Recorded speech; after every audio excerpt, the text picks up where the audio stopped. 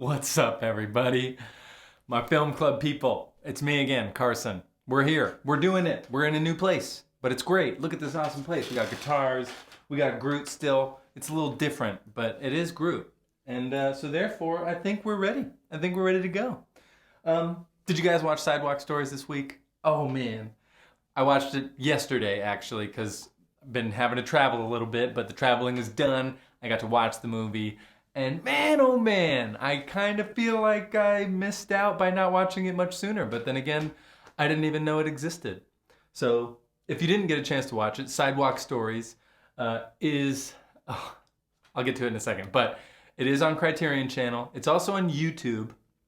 I will say, it's free at the moment until the end of the month, at the end of June. If you're watching this in the future, maybe it's already not free anymore. But on the Criterion Channel, you can watch this movie whether you have a subscription or not.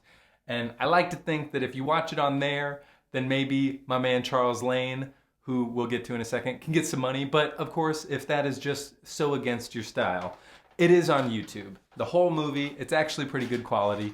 So there are ways to watch this film. But check this out. For those of you who either don't know anything about this movie, you haven't watched it yet, whatever. It is written, directed, stars, and I believe he did some or all of the editing by one man, Charles Lane. Charles Lane went ahead and did his best Chaplin impression, and by God, he totally succeeded. I say Chaplin impression in the sense that, it is a silent film, if you didn't know that. It is in black and white, if you didn't know that. But yeah, the fact that this man wrote, directed, and starred in his own silent comedy puts him right up there with Charlie Chaplin, and he did a great job. It is like kind of a reimagining of the film The Kid, which is also on the Criterion Channel, and also just one of the sweetest films of all time. But yeah, this is the story of a street artist. When I read the description and I saw that he was a street artist, I was like, oh sweet, he does graffiti? No, he does portraits on the sidewalk for money. But just real quick, just to give you a little bit of an idea of what the movie is really, is he's a guy who's making ends meet by making these portraits and doing what he can to get by. He is homeless. He lives in a beat up hole somewhere. We get to see his very humble home a couple times. But there is this thing that takes place where a couple and their young baby kind of whirlwind their way into our story. And the husband, spoiler alert, so if you do want to watch it, maybe you can leave right now. But the husband does tragically get murdered, and the mom is not there while this happens, but he does have the baby with him.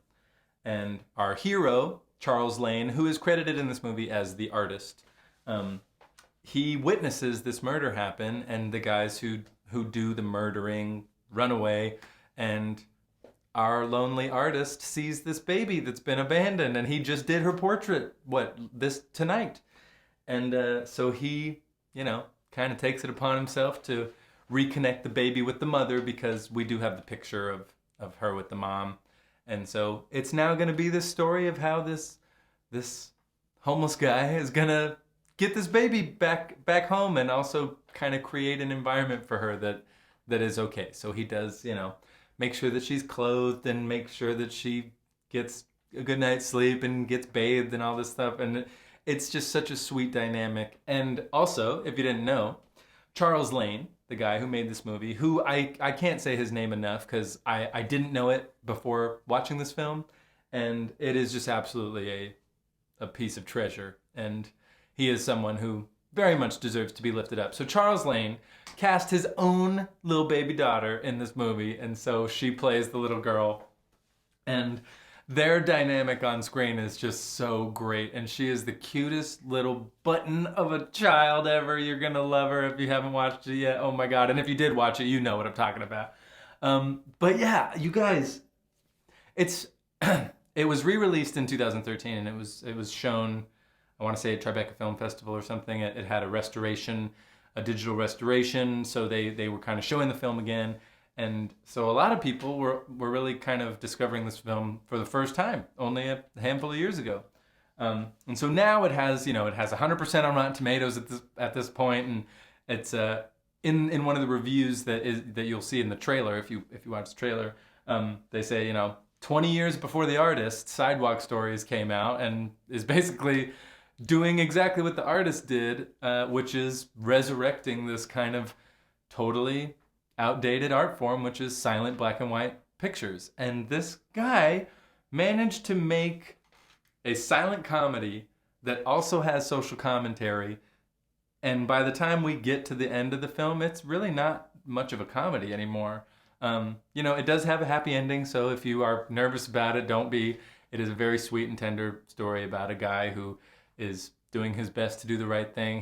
He always seems to be making the honorable gesture. He does steal sometimes, which is out of necessity, but then he also gives things back other times, and he doesn't accept money when he doesn't feel like he's earned it. And I really admire the character that he wound up presenting on screen. I'm almost always that much more impressed if someone has written, directed, and is starring in their own thing, and it is all just living and dying on this person's creativity and their just sheer will to get the thing done. And so when you see it done well, it's just that much more impressive. And like any good silent film, this one has a terrific score by Mark Marder, who is someone that maybe I've heard music of his in other films before, but this one really stuck out because obviously in a silent film, the music is doing half the work for helping us feel what we're seeing. But I watched this great interview where Charles Lane, just a couple years ago, I want to say it was 2014, he was being interviewed for Real Black, R-E-E-L, Real Black, and they had screened the film and he was doing a Q&A afterwards. And he was talking about how he wanted Mark to do the score for his film. He was a music major at college. They knew each other that way, but Mark had never done film score before, had never learned about the nuances of what makes a film score really work, and kind of the idea of motifs and character themes and an overall theme for the film and all these things. So Charles talking about bringing Mark to all these different movies and basically just kind of like watching them purely for the score. I just think that's such a cool hands-on education of like, I definitely want you to do the music for my movie. I also know that you don't really know how to do that. So let's figure it out together so that we can create a language so that when I'm trying to tell you like, can it be a little more this or less that, whatever. And I'm telling you, if you have not watched this movie yet, you're going to turn it on right after this because that's just the kind of person you are and I love you for it. And immediately you're just going to be like, oh yeah, the music is like one of my favorite things about it. Yeah, so I can't say enough about that. But man, there's a couple of familiar faces in this movie, not a whole lot. There's a scene where there's this couple in the back of a carriage in New York, and they're just making out the whole time, totally oblivious to the stolen carriage that they are now in. And if you haven't seen the movie, you're like, what? Don't worry. But the woman in the back of this carriage making out the whole time is the Sopranos' own Edie Falco, Nurse Jackie herself. So she's in the back of the carriage making out. I guess her and Charles went to college together. Forgive me if I'm mixing up his name, but Luis Ramos. He was in Do the Right Thing among other great films, and I think a lot of TV as well. But he's in this film too. So like every once in a while, you're like, oh wait, there's some people around here that I recognize, and I just think that it's so cool when I forgive me, I'm kind of getting sidetracked, but I recently rewatched Do the Right Thing last week, and Luis Ramos is in that. He's one of like the Puerto Rican guys on the stoop. Him and Radio Raheem have that showdown with the stereos. But I'm just like, man, both of these movies, Do the Right Thing and Sidewalk Stories, they both came out in 1989, both directed by black men and both, independent films. One, obviously, now is like, AFI considers it one of the 100 best films of all time. And from where I'm standing, from my limited knowledge, I'm not like a super silent film scholar or anything, but Sidewalk Stories is one of my favorite silent films I've ever watched. It was completely and utterly enjoyable the whole time. I loved following this character. I loved the little girl. The love story is remarkable, and I gotta give a shout out. Her name is, I had to write it down, I'm sorry, Sandy Wilson. She plays the love interest, and she is so great. And I also love that we made her this, strong, powerful businesswoman who has a nice apartment and a building with a doorman, and like we're showing, it's like, yeah, she runs shit. She's a businesswoman. This is a respectable lady. And it's all the more lovely when we find out that she has feelings for our lead guy, even though he's homeless. And it's so nice to be like, yeah, it doesn't matter that he's homeless. She likes this guy. I was just so pleased the whole time. And if you have not watched it, I am going to spoil the ending right now. But I must say, one of the most powerful parts of the film is that ending, where there's no dialogue the whole film, right? It's completely silent. There's no intertitles either. So there's a lot of times in silent films, you'll see people, and then boom, the words come up, totally, halting the action, and then we show you stuff again. This film has none of that. So you never like see words, right? We do a lot of lip reading and a lot of body language reading, and totally effective. Didn't ever feel like I needed words, written words. The first bit of dialogue is a dog barking, and there's like little sound cues. There's that fucking great scene where he's showing her how to wink, and every time he does it, it's like ding, and she does it, and she's like ding, because she can't blink just the one eye. And it's this great little piece of sound design where like this little bling, bling, bling, bling for the blinking, we hear the dog barking, but then at the very end of this film, right, where it has kind of gotten further away from its comedic beginnings, and, for those of you who are just watching this and not the movie, we do wind up returning the daughter to the mother. That connection is made beautifully when he's giving her milk and sees her picture on the milk carton, and it was just such a brilliant device for him to be like, oh, okay, I have to get rid of my little buddy and bring her to her mother. And so that's a really wonderful reunion. But then he's alone by himself, just amongst other homeless people. There's, no room at the homeless shelter.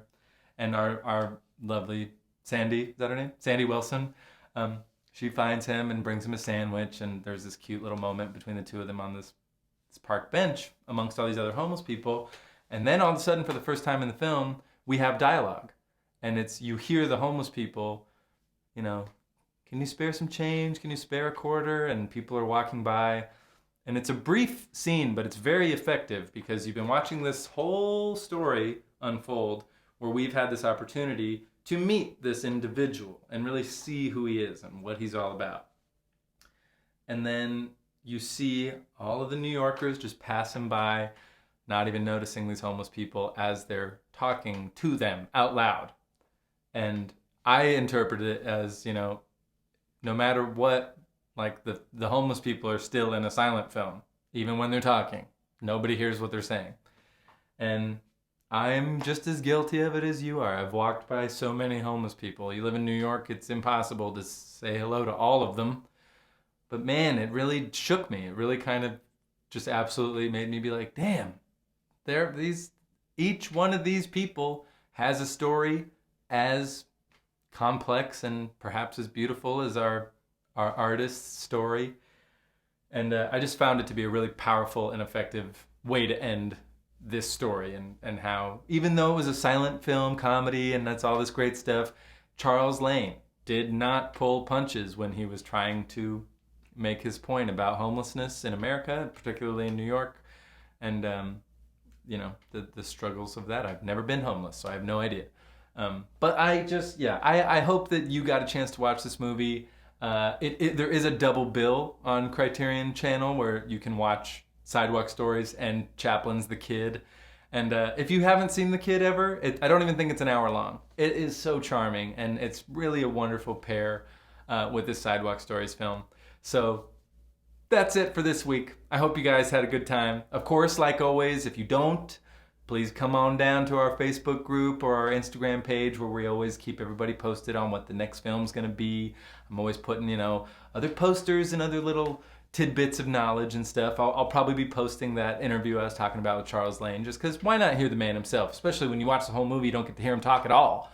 It's kind of nice to hear him talk about making this film and how he went about getting it funded and getting it shot. They shot it in 15 days.